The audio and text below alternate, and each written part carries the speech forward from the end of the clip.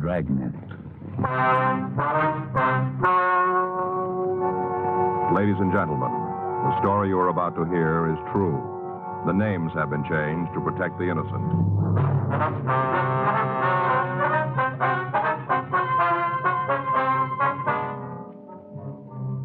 You're a detective sergeant. You're assigned to robbery detail. A gunman has robbed a bank in your city. From his method of operation, you know he's dangerous. Your job, get him.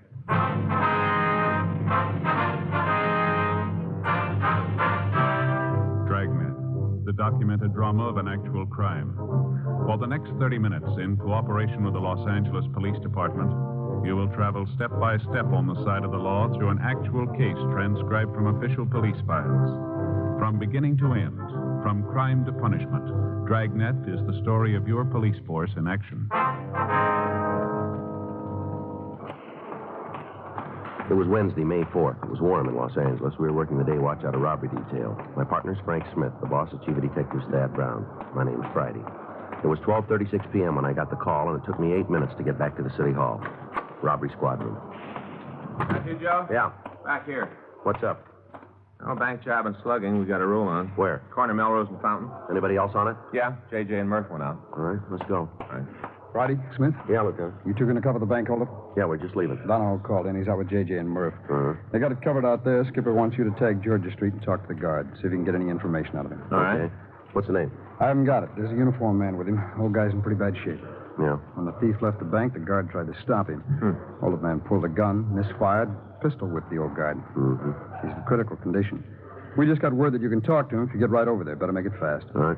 And good luck. Yeah. We got to come up with an identification. We got to get it in a hurry. The guy's still running. Matter of time before somebody gets in his way. Yeah. We can't count on it next time. Hmm? The gun jamming.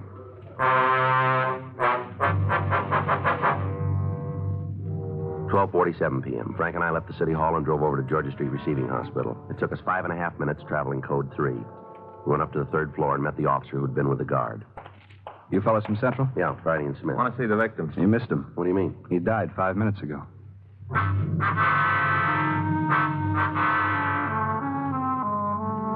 We checked with the doctor in attendance and found that the victim had said nothing to aid in identifying the suspect.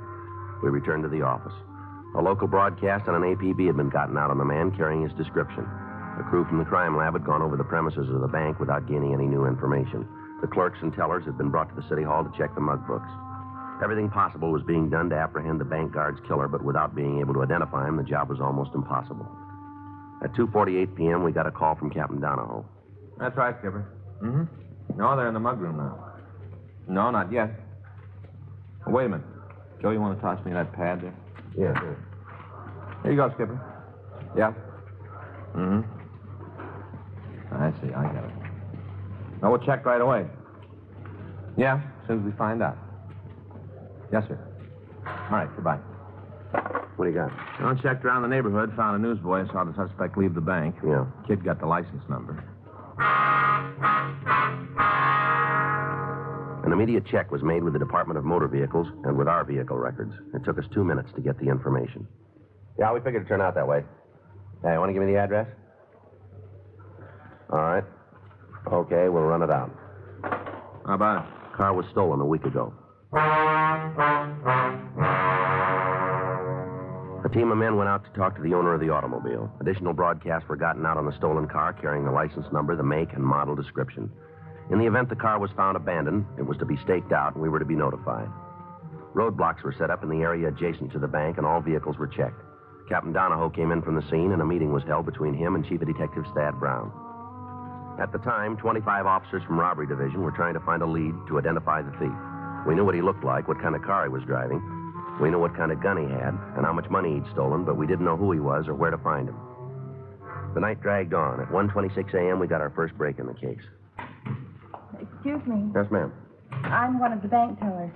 Yes, The officer who was with us went out to bring in some coffee. I see. He said if we found anything, to come in here. Yes, that's right. Well, we have. All of us agree. We're real sure. What is it? The hold-up man. We found his picture.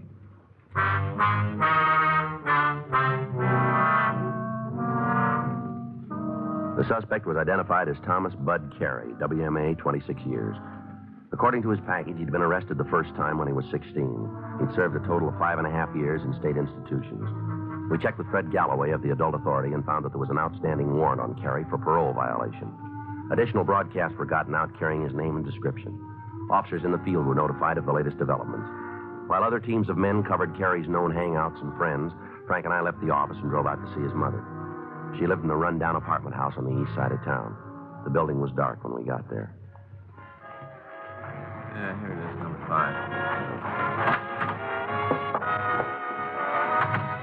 Watch your step. Yeah, they ought to put a light in here. This ought to be it. Yeah. Maybe an easy carry might be here.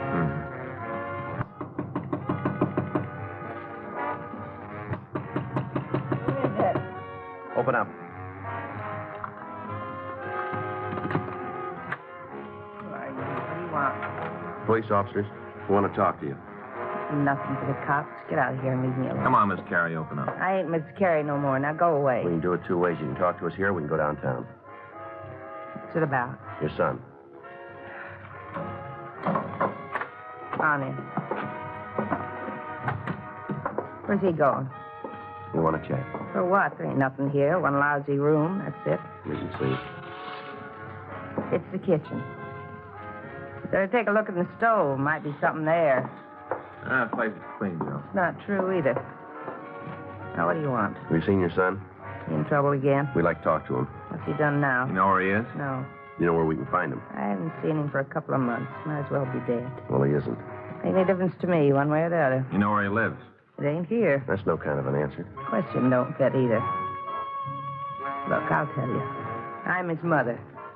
Long time ago, gave him to the world. I've had trouble ever since.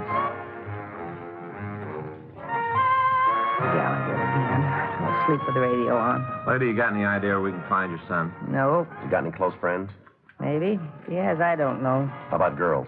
What about him? Has your son got one? Last time I saw him, he had a couple. Both of them married. Same as always. He couldn't do anything the easy way. If it wasn't a problem, he'd make one. Yeah. Is there any place he'd go if he was in trouble? What kind? Ma'am? What kind of trouble? What's he done this time? It'd be better if we talked to him about it. Yeah, always that way. Talk to him. Don't do any good. I tried for a lot of years. Didn't do no good. You know why? What's that? You know why it don't do no good? Go ahead. Because he don't listen. You can stand right in front of him and scream the top of your head right off, and he don't hear you. Is that right? When he was little, first time I caught him stealing, I talked. All day and all night for a week, I talked. He stood there and looked at me. When it was over, you know what he did? You know? No, ma'am. He did it again. Every time he turned around, he stole something. I tried it all. Beatings, yelling, all of it. I tried it all. His father walked out when Bud was 6, left us by ourselves. I did everything I could to bring him up right. Read the books, saw the minister. Even had the relief people talk to him. He just wouldn't listen. Yeah. That time when he was 16, when they first picked him up, I thought that might do it. You know, being in jail, judge in the court. Oh, I prayed it'd work and he'd change. Yeah. Didn't. A couple of days later, he was right back. You tell his probation officers about it? Bud was 5'10". He was 16, weighed 170 pounds. If I'd opened my mouth, he'd hit me.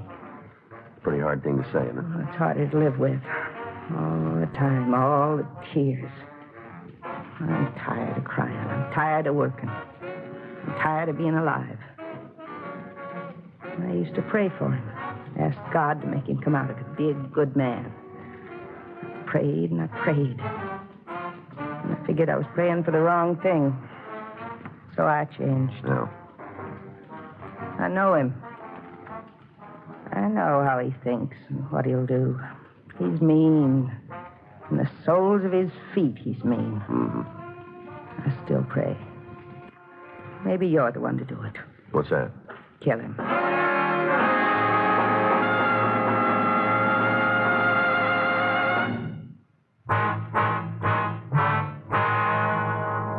Frank Frank and I arranged for a stakeout on the building, then we drove back to City Hall. Captain Donahoe and Chief Brown were directing the search from the robbery office. The morning papers had carried the story, and we were receiving calls from citizens who'd seen Carey. From the report, it was believed he'd gotten out of the blockade area, and he was heading for the San Fernando Valley. Roadblocks were thrown up on streets leading off the freeway, and additional men were called in from the Valley Division to aid us in the search. 7:42 a.m. It had been 19 hours since Carey had held up the bank. In that time, the entire facilities of the police department had been devoted to his capture. Lieutenant Dave Terry from the sheriff's office had joined Captain Donahoe and was coordinating their activities with ours. 7:45 a.m. Frank got back with some hot coffee. Anything new? No, got a report Carey was seen at the Vineland cutoff. Check out. Don't know yet. And I got some coffee for you, George. Oh, thanks. Anything happen? Yeah, we got him pinned down. Where? Valley. A lot of ground. Well, we just got a call. Carey pulled into a gas station in Riverside. Attendant recognized him. Tried to stall. Carey got wise, started to leave. Yeah. Pulled a gun, shot the man up pretty bad. Kill him? No, they got him in Valley Emergency. What about Carey? Still loose. Stoner? Yeah, Skip. Friday? Smith? Hi. Hi, Skip. We got him. Where? Broke into a house on Woodman. A couple of motorcycle officers got him pinned down. Well, let's go. Joe. Yeah. Tag the business office. Check out everything in the racks. All right. Go with him, Frank. We'll need gas shells and masks. Barricade and penetration. Better take a box of double aughts for the shotguns and plenty of 45s. Right. You be there? Leaving now. I'll go with Joe and Frank, Skip. Okay. Let's go. It's getting rougher. Yeah. Wonder about the house he's picked. What do you mean? Who's in it? What kind of place it is? Doesn't make a lot of difference. We still got the same job. Huh? We got to get him out.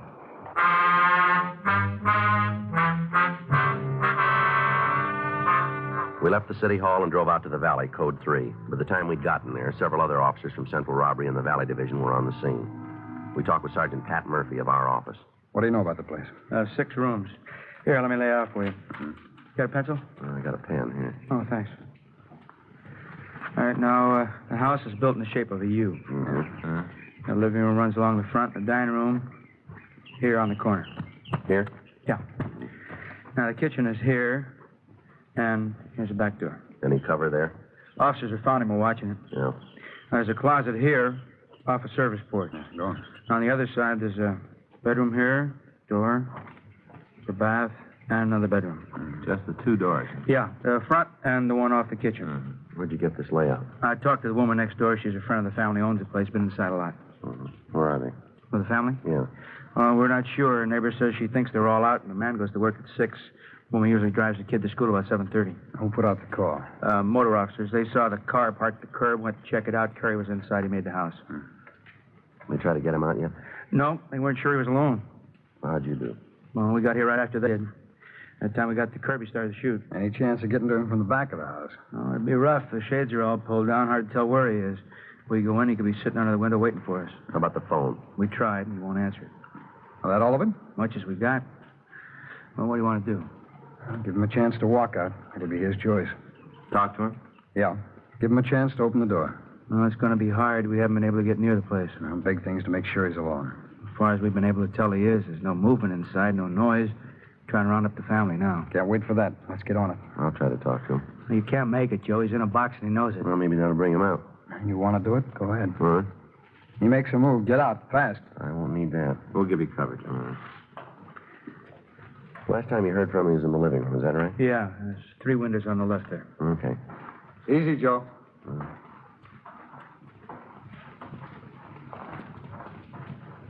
Carey? Carey? Carey. Come on, Carey. You can't sit in there forever. Play it smart. Walk outside and it'll be all right. Don't cause any more trouble now. How about it? Carey? You're making it rougher on yourself. Come on out, Carey. You can't win. You know that. Go! Get out of there!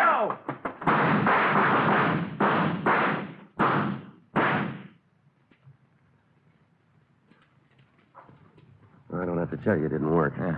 Clock ran out before you started. Carey isn't going to walk. No. Well, he called it. Yep. Get the gas guns.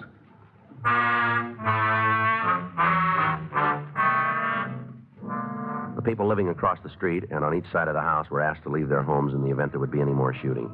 The riot guns were brought from the car and they were loaded with penetration gas shells. Because of the physical layout of the house, it was decided to shoot into the rear of the building and try to drive the suspect toward the front of the place. Officer Murphy, along with Lieutenant Stoner, went back to the alley that ran along the rear of the property. The two uniformed men covered the sides of the house, and Frank and I took up our stations in front of the building. 9:14 a.m. How's the time? Well, they ought to be in position. Mm-hmm. You all set on that gun? Yeah. You think you'll give up? I don't know. Flip a coin. Ought to be laying it in now pretty quick. There it goes. The way the house is divided, he could close the doors to the back rooms and keep us going for a while. We still have an idea where he is in the house. Yeah. I'm sure pouring it in. Yeah. That's lousy stuff. Hmm? Tear gas. Lousy. Still remember it from the academy. Frank. Huh. Front window. See it? No, where? Shade was pulled back. I think I saw something. Was it Carrie? Get the Stoner. Tell him to hold the gun. Yeah. There's a woman in there with him.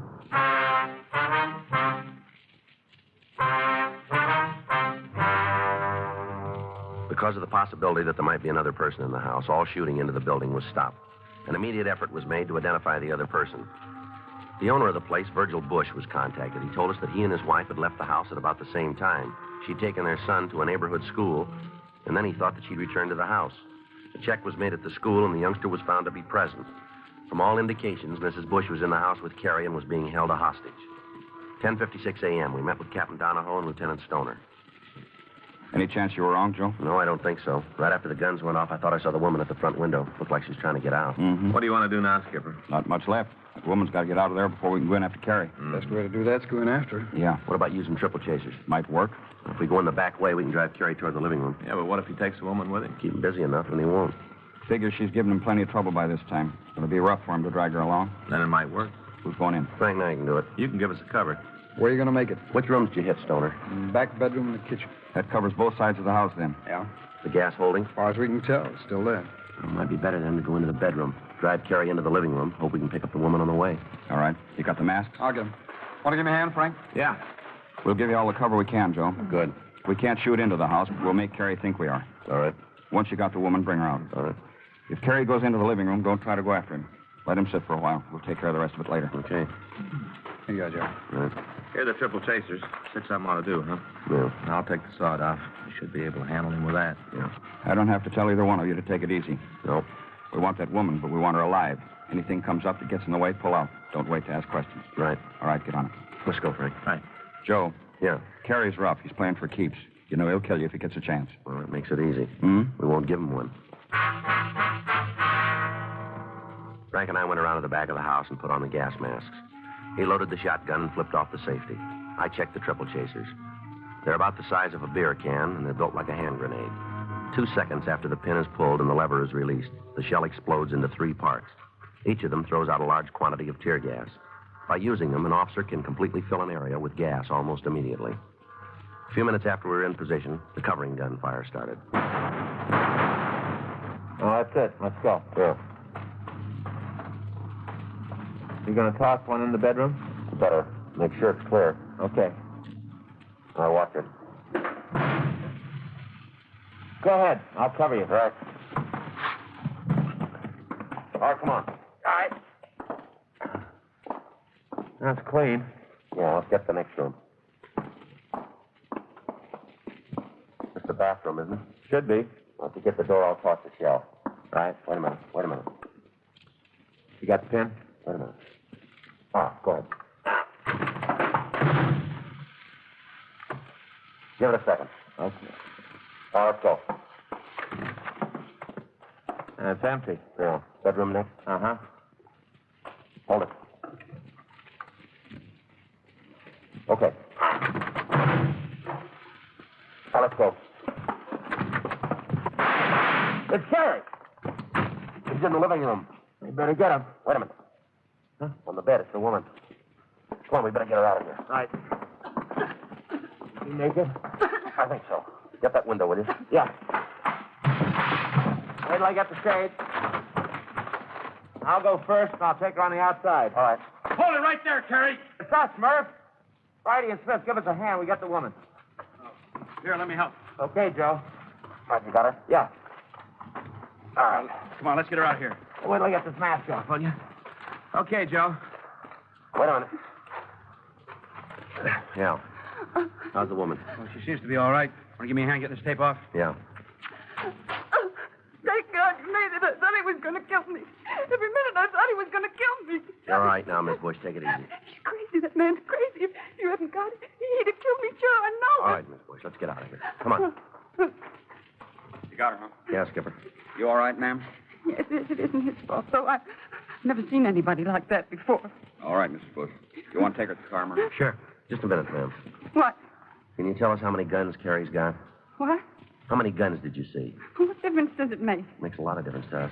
I don't know. He's got a pistol. Yeah, we saw that. Anything else? Well, yeah, he's got a rifle, too, a shotgun, I think. Did you see it? He brought it into the house. Where is it? What do you mean? What part of the house is it in? Do you know? The front room, I guess. That's where it was the last time I saw it. Has he got any shells for it? Yeah, a lot of them.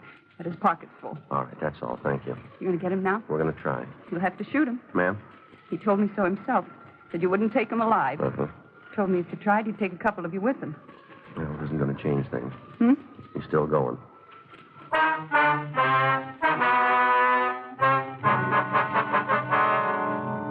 Miss Bush was taken to one of the neighborhood houses, and we got ready to take the suspect into custody. The house was completely surrounded. All of the doors and windows were covered. Each man was instructed to shoot to kill in the event Carrie tried to escape or made any effort to fire into the crowd. In a last attempt to get him out of the house without additional bloodshed, the bullhorn was brought from the car, and we tried to talk to him. Here you are, Joe. All right. Tell him this is the last time around, Joe. We're through playing games. All right. Carrie? Carrie, give it up. Throw those guns out and you follow them. All right, we'll tell you where you stand. There are a lot of us out here. We've all got orders to kill you if you try anything. You think you can sit in there and we can't touch you? You got it wrong. We'll blow the roof off if we have to. Tell him he's got 10 seconds, Joe. All right. Count them out for him. All right. Stand by with gas guns. Yes. Go ahead, Joe. Terry, you're running out of time. We'll give you 10 seconds to come out of there. It's the last time. Throw the guns out and come out after them. 10 seconds, Carrie. That's all you got. 9, 8, 7, 6, 5, 4, 3, 2. That's all you got. Time's up. All right, throw 'em in. Cover that front porch. Here's a machine gun, Joe. I got it. Must have good lungs. Yeah. Toss some more in. Got to come out pretty quick. Yeah. There he is. Got that shotgun.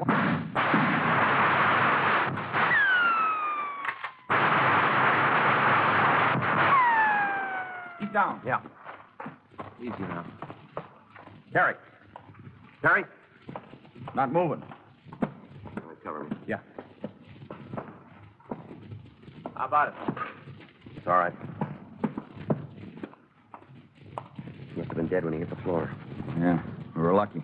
I don't know. What? We had to kill him.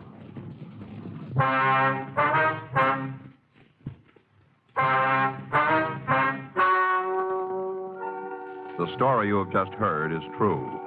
The names were changed to protect the innocent. On Monday, May 9th, an inquest was held in the coroner's office in and for the county of Los Angeles, state of California.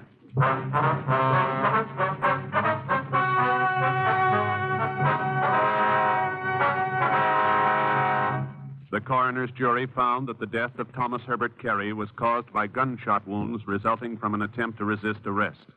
The officers were absolved from blame. Dragnet. The story of your police force in action is a presentation of the United States Armed Forces Radio Service.